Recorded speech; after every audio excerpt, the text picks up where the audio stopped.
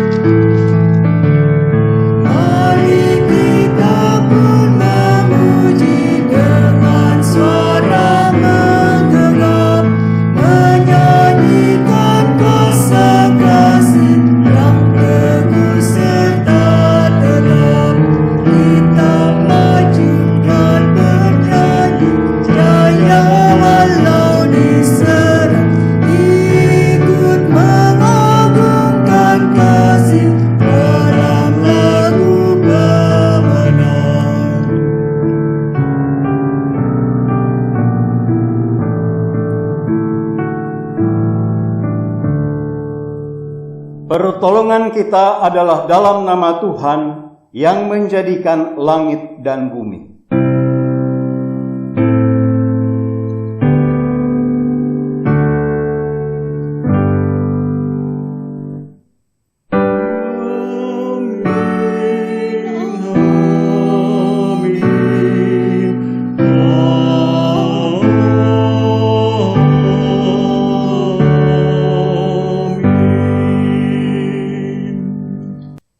Tuhan beserta saudara. Dan beserta saudara juga. Umat dipersilakan untuk duduk.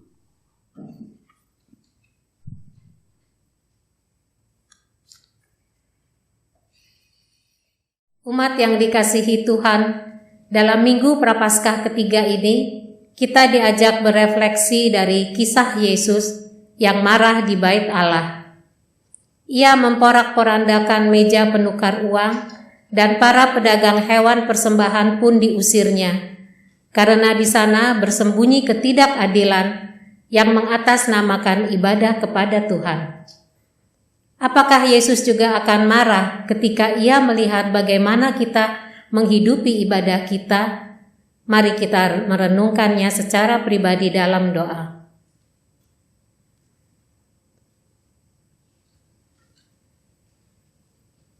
Ketika menilik kembali kehidupan kami sungguh tertunduk malu karena dosa dan pelanggaran kami. Ibadah-ibadah kami terkadang berhenti karena pada ritual. Kami abai mewujudkannya dalam keseharian. Di rumah-Mu kami bersyukur, di kehidupan kami bersungut. Di rumah-Mu kami mendengar kehendak-Mu, di kehidupan kami melakukan kehendak kami. Di rumah-Mu kami mengaku dosa, di kehidupan kami berlaku dosa. Di rumah-Mu kami menerima pengampunan, di kehidupan kami enggan memberi pengampunan. Ya Allah, Sang Pemurah dan Pengampun, berbelas kasihilah kepada kami umat yang berdosa ini.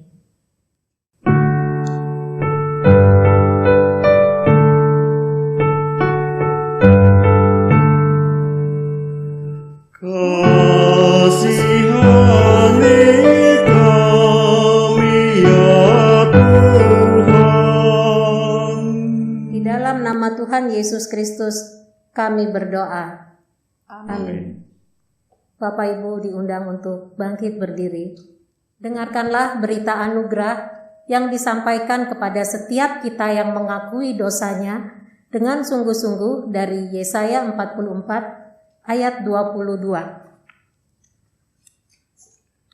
Aku telah menghapus segala dosa pemberontakanmu seperti kabut diterbangkan angin dan segala dosamu seperti awan yang tertiup. Kembalilah kepadaku sebab aku telah menebus engkau.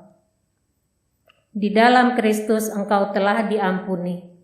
Di dalam Kristus engkau pun telah diampuni. Damai Kristus bagimu. Damai Kristus bagimu juga.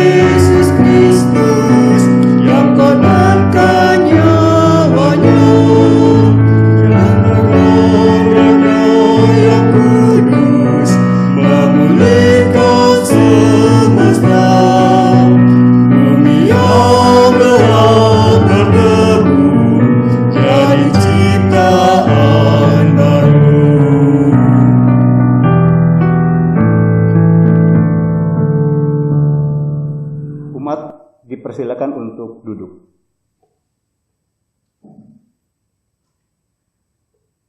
Umat Tuhan, sebelum kita membaca dan merenung firman Tuhan, kita datang di hadapan Tuhan, mohon pimpinan dan bimbingan dari kuasa Roh Kudus, agar firman Tuhan dapat menjadi kenyataan di dalam kehidupan kita keseharian. Mari kita berdoa. Ya Allah Bapa Pencipta, kami adalah anak-anak-Mu yang Kau kasihi. Engkau tidak membiarkan hidup kami ini menjadi sia-sia. Allah kami, di dalam Roh-Mu yang kudus yang hidup bersama-sama dengan kami, memberikan arti dan makna dalam hidup kami.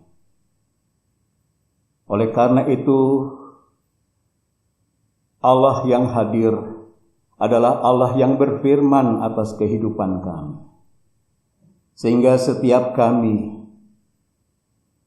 yang hidup di dalam kebenaran firman Tuhan, kami mampu untuk menjalani kehidupan ini sesuai dengan rencana dan kehendak-Mu.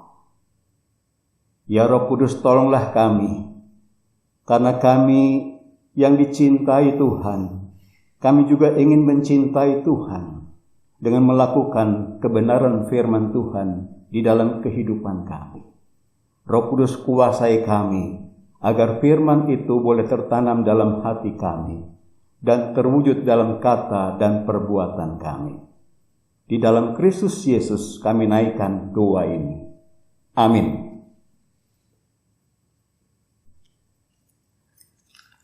Inilah Injil Tuhan kita Yesus Kristus menurut Yohanes pasal 2 ayat 13 sampai dengan ayat 22.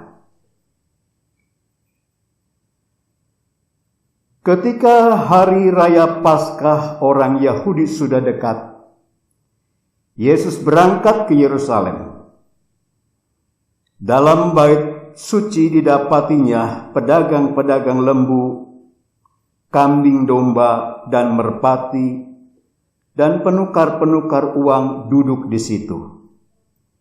Ia membuat cambuk dari tali, lalu mengusir mereka semua dari bait suci dengan semua kambing domba dan lembu mereka.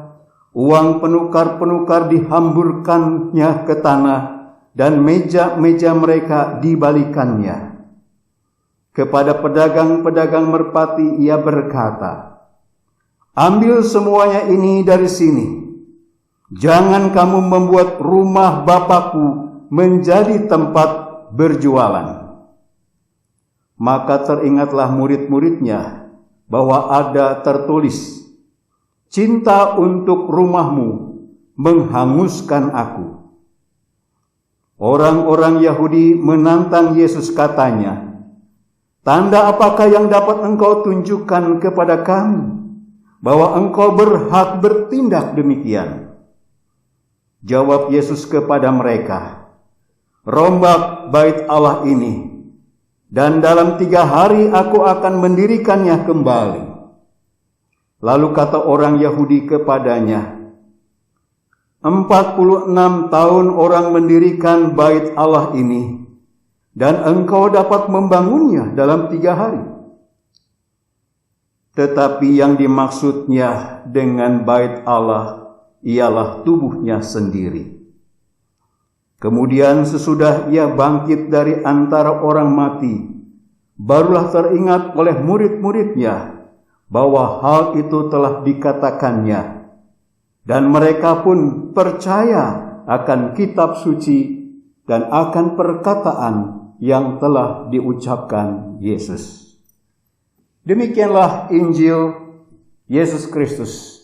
Berbahagialah mereka yang mendengarkan firman Allah dan memeliharanya. Hosana.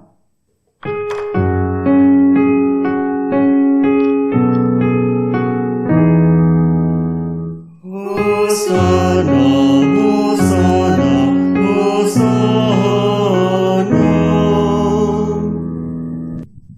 Umat yang dikasihi Tuhan Yesus Kristus, dengan teks bagian bacaan kita Yohanes pasal 2 ayat 13 sampai dengan ayat 22, kita akan merenungkan cinta untuk rumahmu menghanguskan aku.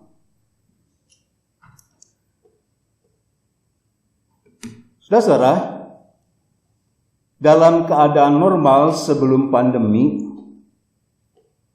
biasanya pada kebaktian hari Minggu ketika kita beribadah, kita banyak melihat di kaki 5 para pedagang sedang menjualkan kebutuhan makan dan minum yang tidak mengganggu berjalannya ibadah. Namun juga kepada umat diberikan tempat di kantin untuk berjualan makanan dan minuman. Namun kantin tersebut dibuka setelah selesai kebaktian, sehingga kebaktian itu dapat berjalan dengan baik dan dengan hikmat. Baik umat maupun pedagang di kantin, mereka tetap beribadah. Nah, demikian juga pada zaman Yesus. Di sekitar rumah ibadah, banyak pedagang-pedagang yang berjualan. Mereka berjualan berkaitan dengan kebutuhan akan ibadah, dalam mempersembahkan korban, sehingga para pedagang menjual domba, burung, dan bahkan mereka juga menyediakan untuk tempat penukaran uang. Dengan demikian merupakan hal yang biasa. Itu terjadi di sekitar bait Allah. Namun ada hal yang tidak biasa, yang melanggar, yang menyimpang dari apa yang seharusnya. Oleh karena itulah Tuhan Yesus saat itu menegur dengan mengatakan di dalam Markus pasal 11 ayat 17, rumahku akan disebut rumah doa bagi segala bangsa, tetapi telah berubah fungsi sebagaimana dikatakan di dalam Yohanes pasal 2 ayat 16, rumahku menjadi tempat berjualan. Sesuai dengan teguran inilah maka Yesus menginginkan agar orang-orang Yahudi yang beribadah mereka sungguh-sungguh dapat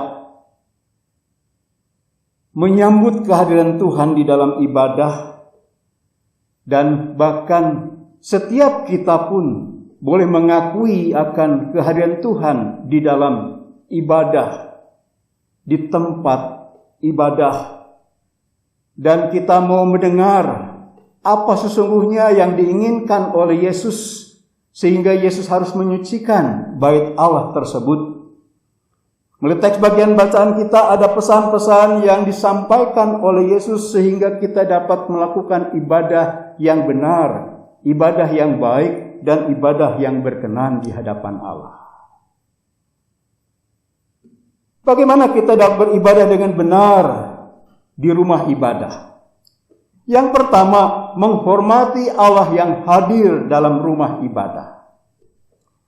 Dengan dasar teks bacaan kita dari Yohanes pasal 2 ayat 15 sampai dengan ayat 16, saya bacakan demikian.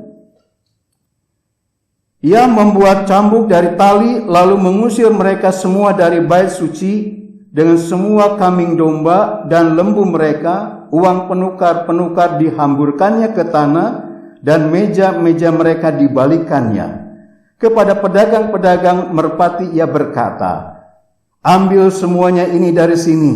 Jangan kamu membuat rumah Bapakku menjadi tempat berjualan. Saudara, bangsa Yahudi atau Israel adalah sebuah bangsa yang sangat kuat untuk memelihara tradisi. Salah satu tradisi yang dilakukan oleh bangsa Yahudi setiap tahun yaitu bertepatan dengan perayaan Hari Paskah.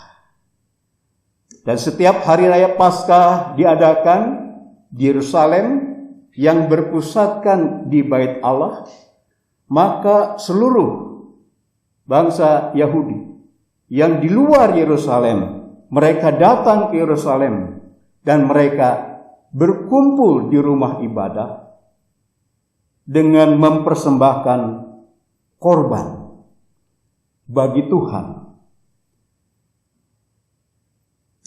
Oleh karena itulah maka sudah selayaknya lah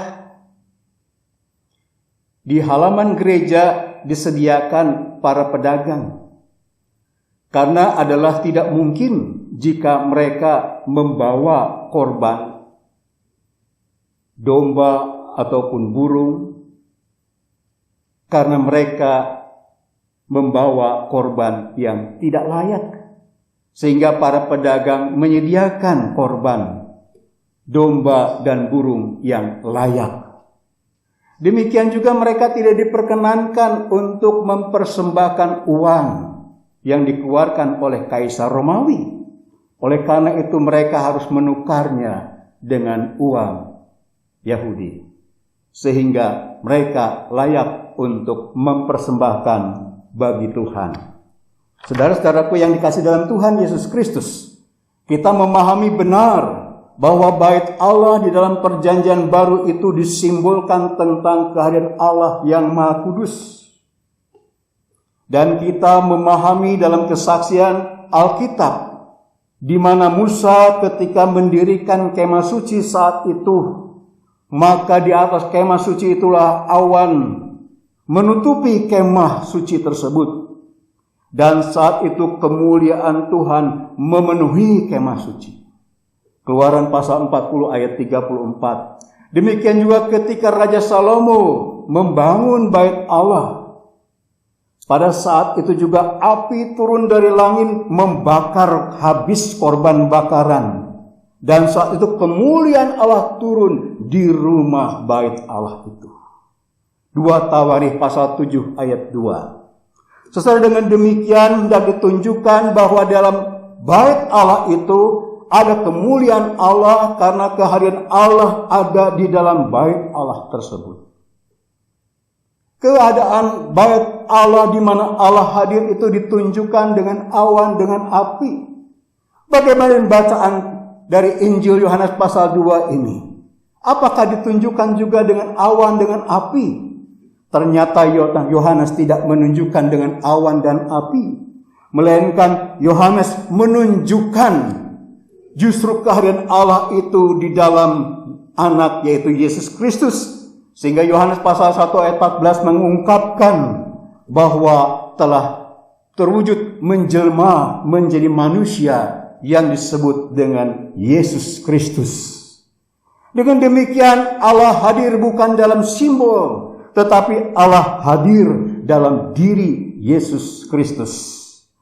Saudara-saudaraku, oleh karena itu di tengah-tengah kegoblokan para pedagang saat itulah di mana mereka tidak lagi terfokus dan terpusatkan kepada Allah yang hadir dalam bait Allah itu. Mereka telah terfokuskan kepada barang-barang jualan yang dijajakannya.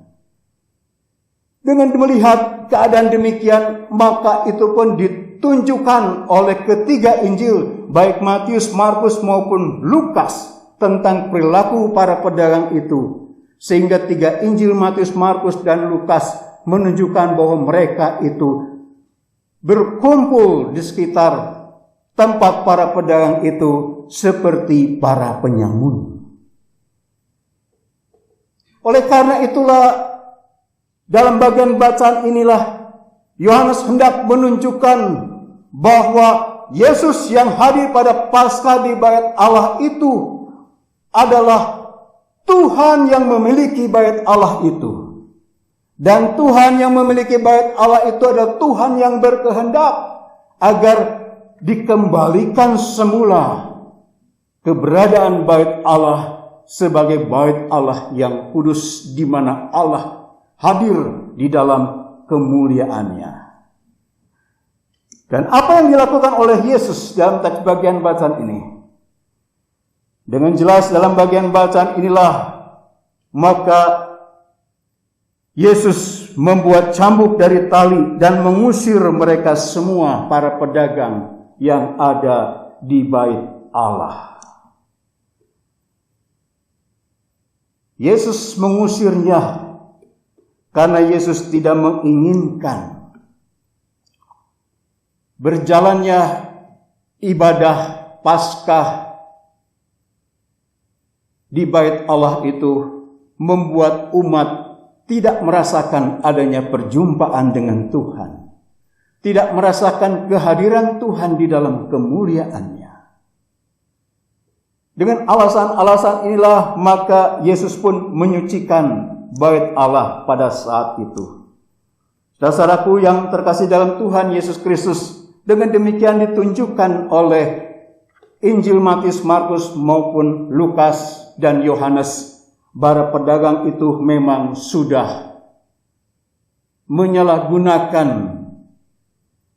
bait Allah yang seharusnya ditujukan untuk kemuliaan Tuhan, tetapi ditujukan untuk keuntungan, ditujukan untuk kepentingan mereka. Dan bahkan para imam dan ahli Taurat yang seharusnya mereka mengkuduskan dan mensucikan bait Allah, tetapi mereka justru membiarkan para pedagang tersebut. Oleh karena itulah Yesus mengusirnya dengan tujuan untuk menghormati akan kehadiran Allah di dalam bait Allah tersebut. Saudara-saudaraku yang terkasih dalam Tuhan Yesus Kristus,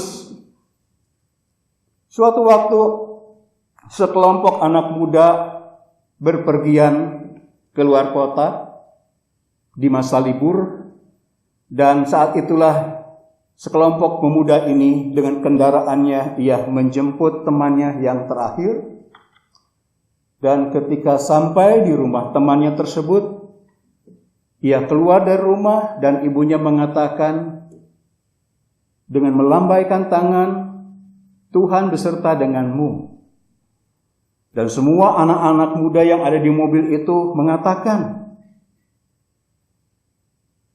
di sekitar ini sudah tidak ada tempat bagi kamu. Kamu duduk saja di bagasi bersama dengan Tuhanmu. Siapkanlah tempat duduk di sana.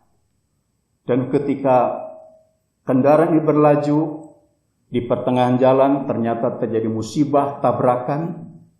Dan semua para pemuda itu meninggal seketika. Hanya satu pemuda yang hidup yang ada di bagasi. Karena disitulah duduknya Yesus. Yesus beserta dengan anak muda tersebut. Dengan demikian hendak ditegaskan kehadiran Allah di dalam kehidupan kita. Itulah yang memberikan kehidupan atas kita. Sehingga setiap manusia dalam kehidupan ini kita memerlukan kehadiran Tuhan. Setiap kita membutuhkan untuk bertemu dengan Tuhan di dalam bait Allah. Setiap kita ingin memuji dan memuliakan Tuhan. Setiap kita dengan keterbukaan kita ingin menerima ajaran, bimbingan Tuhan melalui firman Tuhan. Oleh karena itu bait Allah dapat dikatakan sebagai tempat kita untuk membangun kerohanian. Atau dikatakan secara singkat rumah rohani. Dikatakan rumah rohani karena di tempat ibadah itulah kita boleh bersama-sama untuk bertemu, berjumpa dengan Tuhan di dalam ibadah. Sehingga ketika 1-2 orang berkumpul dalam namaku, maka aku ada. Demikian juga umat rindu untuk berkumpul dan bertemu, karena umat rindu untuk bersekutu, bertemu dengan Tuhan.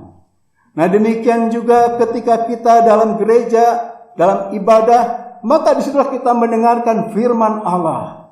Dan firman Allah itu adalah Tuhan yang berfirman atas kita, memberikan suatu ajaran, memberikan suatu bimbingan, memberikan teguran kepada kita yang salah. Nah demikian juga di dalam ibadah itulah, maka setiap umat pun boleh mengungkapkan rasa syukur, mempersembahkan syukur kepada Tuhan. Karena Tuhan Allah kita adalah sumber segala berkat, sumber segala kehidupan bagi kita. Saudara-saudaraku yang terkasih dalam Tuhan Yesus Kristus, dengan demikianlah maka setiap kita sebagai umat Tuhan dengan keyakinan bahwa rumah ibadah itu bukanlah sebatas bangunan, tetapi rumah ibadah itu adalah tempat rumahnya Tuhan. Hadirnya Tuhan di tempat itu. Sehingga ketika kita beribadah, kita harus terpusatkan kepada Tuhan. Dan janganlah di tempat ibadah itu sebagai suatu pasar di mana kita saling berbicara satu dengan yang lain. Dan di tempat ibadah itu bukanlah untuk makan dan minum. Dan di tempat ibadah itu pun kita tidak boleh untuk memfungsikan HP kita. Dan di tempat ibadah itu pun kita tidak boleh untuk berperilaku seenaknya. Karena itu bertanda bahwa kita tidak menghormati dan menghargai kehadiran Allah yang Maha Kudus. Hal yang kedua, mencintai Tuhan dengan menjaga rumah ibadah. Injil Yohanes pasal 2 ayat 17 mengatakan demikian. Cinta untuk rumahmu menghanguskan aku. Saudara, kita memperhatikan ungkapan cinta untuk rumahmu menghanguskan aku. Yang dimaksud di sini bukanlah tentang tubuh Yesus. Karena rumah ibadah itu bisa hancur. Yang dimaksudkan Yesus di sini bukanlah marah terhadap rumah ibadah yang dibangun oleh manusia. Dan rumah ibadah yang dimaksud di sini tidak lain adalah rumah ibadah yang didirikan oleh Herodes. Oleh karena itulah Yesus bisa merombaknya, merobohkannya, dan membangun kembali. Saudara-saudaraku yang terkasih dalam Tuhan Yesus Kristus, Dalam teks bagian bacaan inilah hendak dikatakan bahwa rumah ibadah itu adalah rumah yang dibangun oleh manusia. Tetapi rumah ibadah itu adalah menjadi tempat di mana Allah hadir. Dan rumah ibadah itu pun adalah menjadi rumah Tuhan.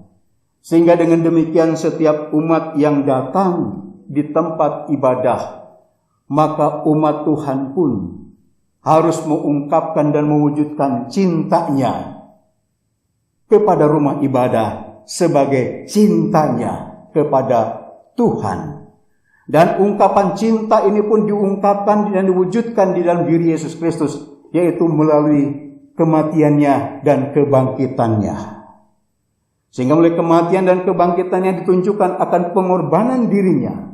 Pengorbanan dirinya supaya manusia yang berdosa itu dapat bersatu kembali dengan Tuhan. Oleh karena dalam ibadah kita menyaksikan bahwa kita telah dipersatukan dengan Tuhan melalui sakramen perjamuan kudus.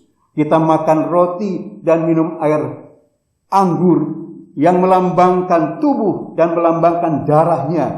Dan ketika kita memakan dan ketika kita meminumnya, maka kita dipersatukan kembali dengan Kristus.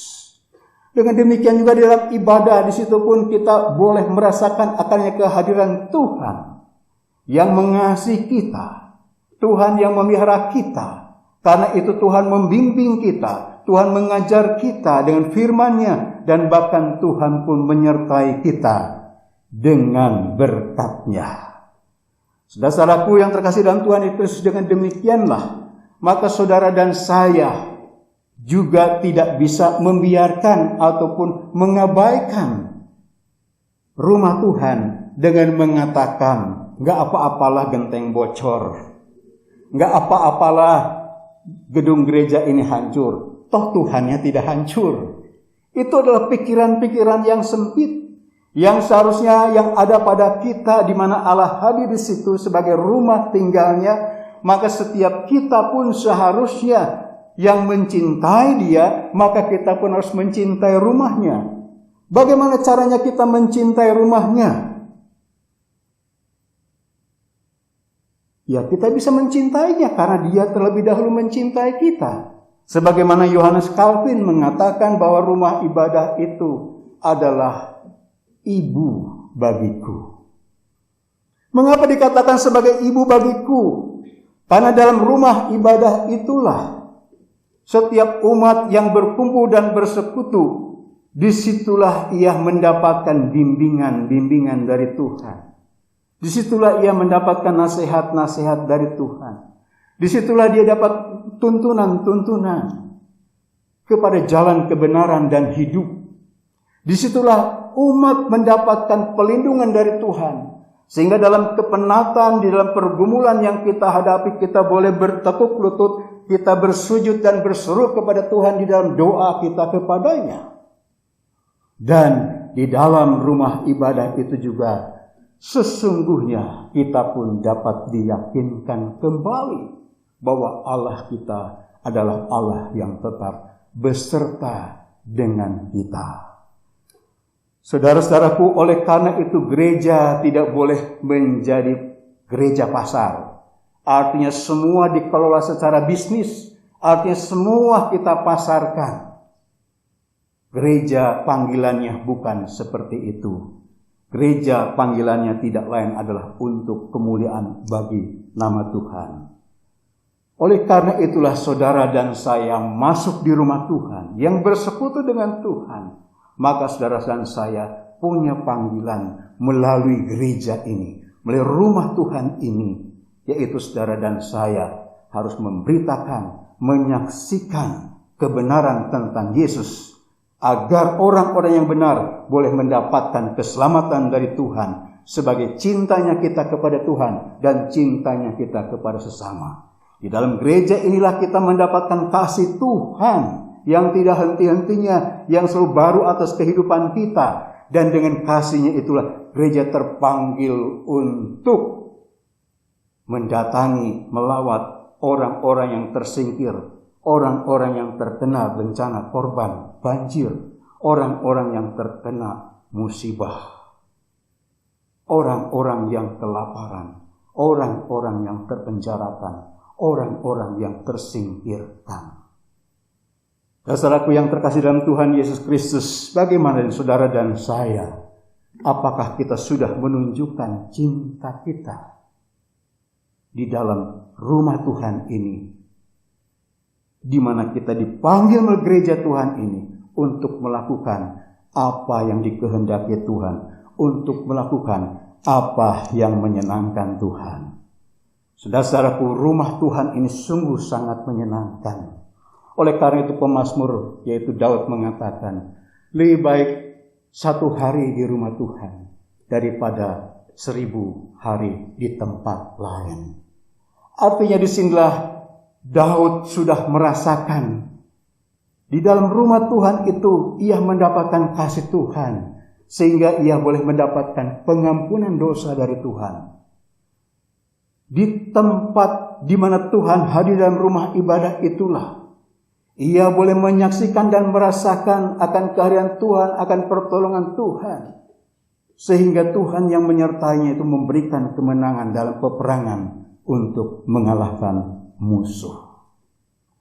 Saudara-saudaraku yang terkasih dalam Tuhan Yesus Kristus, saudara dan saya tidak akan pernah menemukan rasanya damai, rasanya sukacita, rasanya sejahtera di tempat manapun selain hanya di rumah Tuhan, di mana Tuhan itu ada. Saudara-saudaraku yang terkasih dalam Tuhan Yesus Kristus, marilah dengan pemahaman kita tentang rumah Tuhan, di mana menjadi tempat kita untuk beribadah kepada Tuhan, kita sama-sama mau untuk menjalani minggu-minggu Prapaskah ini dengan kecintaan kita kepada Tuhan yang kita wujudkan di dalam ibadah kita kepada Tuhan, dengan kecintaan kita di mana tubuh kita ini menjadi bait Allah, menjadi tempat kediaman Allah.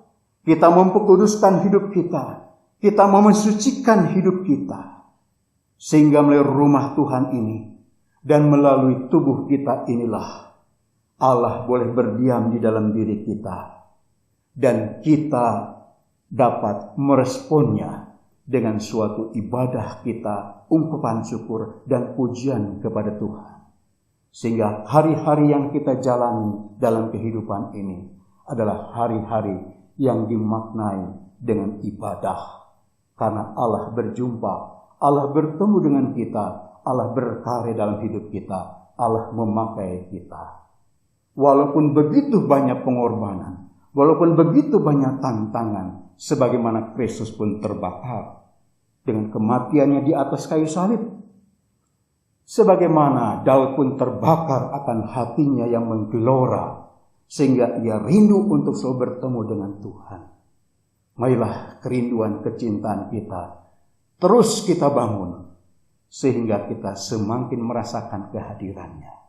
Sehingga kita semakin banyak untuk berbuat bagi kemuliaan nama Tuhan.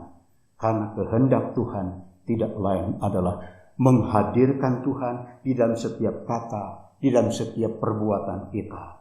Sehingga semua orang pun boleh percaya kepada Yesus Kristus. Amin.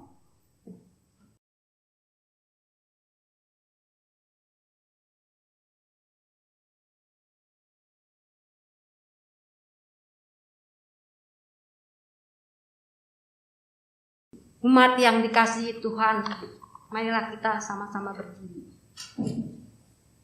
Marilah kita bersama dengan umat Allah di masa lalu, masa kini, dan masa depan mengingat janji baptisan kita dengan mengikrarkan pengakuan iman rasuli.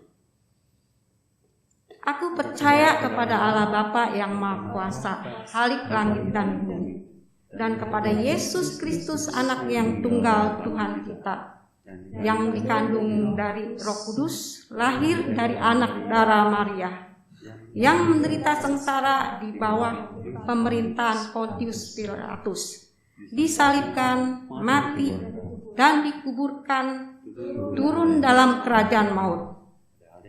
Pada hari yang ketiga, bangkit pula di antara orang mati, naik ke surga, duduk di sebelah kanan Allah Bapa yang Maha Kuasa. Dan dari sana Ia akan datang untuk menghakimi orang yang hidup dan yang mati. Aku percaya kepada Roh Kudus, gereja yang kudus dan am, persekutuan orang kudus, pengampunan dosa, kebangkitan orang mati, dan hidup yang kekal. Amin. Silakan duduk. Marilah kita bersatu hati untuk menaikkan doa syafaat kita.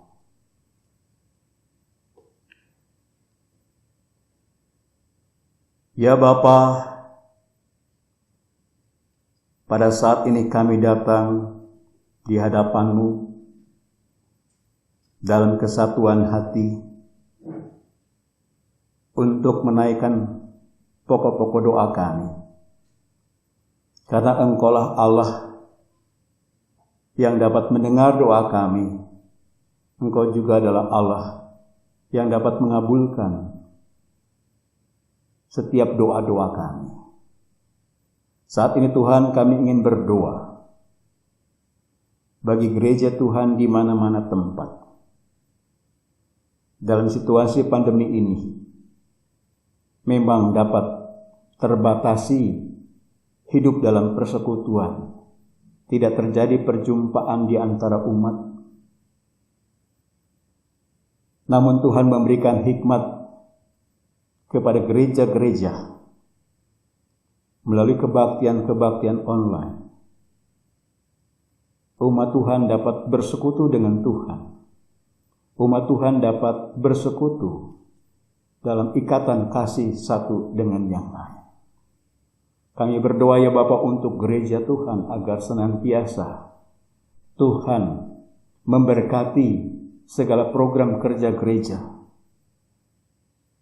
dalam suatu usaha untuk menghadirkan Tuhan melalui program-program peribadahan, melalui program-program pembinaan, melalui program-program pengembalaan, melalui program-program kesaksian dan pelayanan.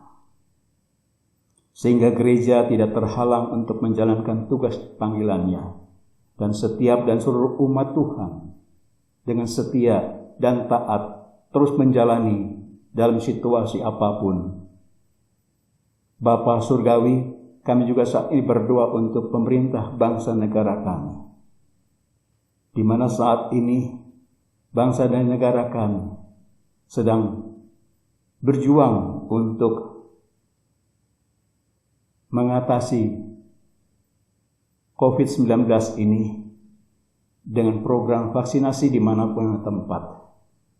Tuhan, tolonglah agar semua bangsa dan negara kami ini dapat terbebaskan dan mempunyai daya tahan tubuh yang kuat, sehingga bangsa ini pun dapat menjalankan tugas dan panggilan untuk terus bekerja dan berkarya, membangun bangsa dan negara ini sebagaimana dikehendaki oleh Tuhan, mewujudkan bangsa yang hidup sejahtera, bangsa yang hidup dengan kedamaian.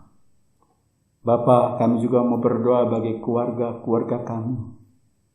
Keluarga-keluarga kami yang sedang menderita sakit penyakit, baik yang dirawat di rumah maupun yang dirawat di rumah sakit.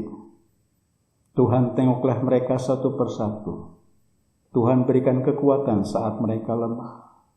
Tuhan, hadirlah di tengah-tengah mereka, sehingga mereka pun merasakan tidak sendirian dalam derita sakit penyakit, tetapi ada Tuhan yang senantiasa menyertai.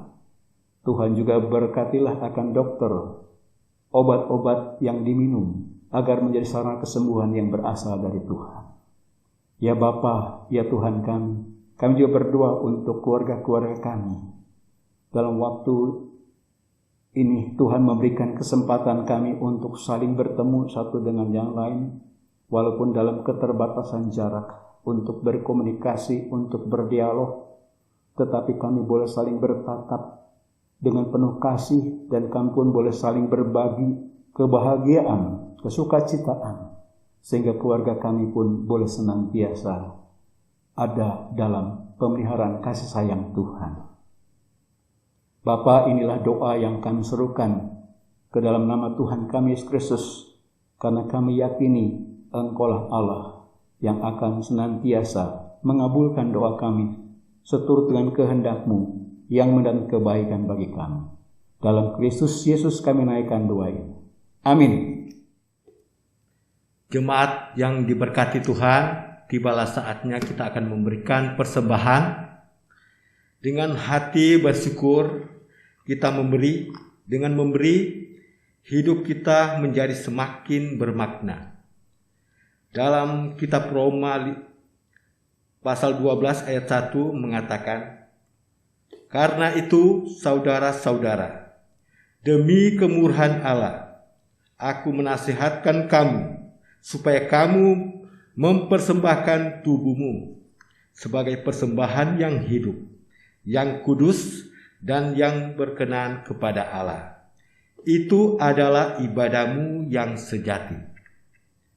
Jemaat Tuhan dapat memberikan persembahan dengan cara transfer ke rekening GKI Wahid Hasim, atau dengan cara men-scan barcode yang tampak di layar, atau dengan memasukkan ke dalam amplop persembahan dan membawanya ke gereja pada jam kerja tata usaha seperti yang setera di warta jemaat. Sambil memberi, kita menyanyi Kidung Jemaat 450, 1 dan 3, Hidup Kita Yang Benar.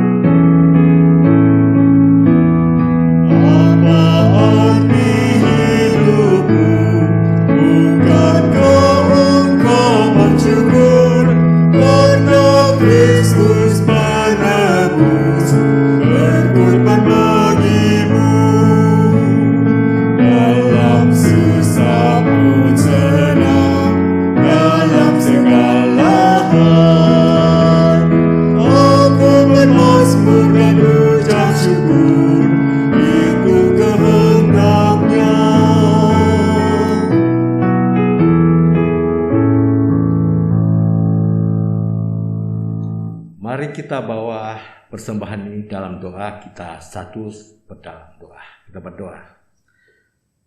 Bapa di dalam kerajaan surga, sungguh kami sangat bersyukur untuk hari ini ya Tuhan, karena di mana Engkau masih mengasihi kami, masih memberkati kami lewat usaha dan kerja kami. Sekalipun suasana pandemi, tapi kami percaya Engkau tidak pernah membiarkan kami, dan Engkau terus tetap memberkati kami, sehingga kami boleh memberikan sebagian dari berkat-berkat Tuhan. Kami boleh memberikan persembahan. Biarlah Tuhan kudus dan sucikan persembahan kami ya Tuhan. Kiranya boleh berguna, guna hormat untuk kemuliaan nama Tuhan sendiri. Bapa di dalam surga, kami juga berdoa untuk penatua yang Engkau telah percayakan untuk mengolah persembahan ini. Biarlah Tuhan pakai dia. Biarlah persembahan ini dapat disalurkan dengan baik. Itu semua Tuhan Tujuannya untuk kepelayanan di tengah-tengah gereja kan. Inilah doa kami, inilah persembahan kami. Kami bawa di dalam nama Tuhan Yesus, Tuhan yang selalu memberkati kami. Amin. Umat yang dikasihi Kristus, Tuhan menghendaki ibadah yang sejati, bukan sekedar ritual keagamaan. Ibadah adalah persembahan hidup bagi Tuhan. Oleh karena itu, marilah kita menghidupi ibadah itu di dalam kehidupan kita. Marilah kita menaikkan pujian bagi Tuhan. PKJ 264 bait 1-3, apalah arti ibadahmu?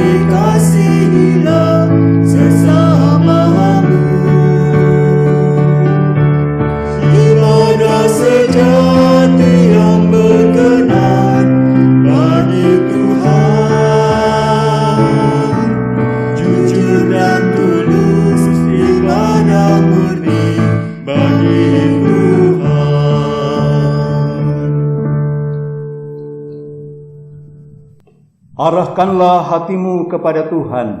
Kami mengarahkan hati kami kepada Tuhan. Jadilah saksi Kristus. Syukur kepada Allah.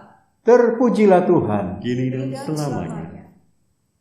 Tuhan berjalan di depanmu untuk memampukanmu melanjutkan ibadah dalam hidup sehari-hari.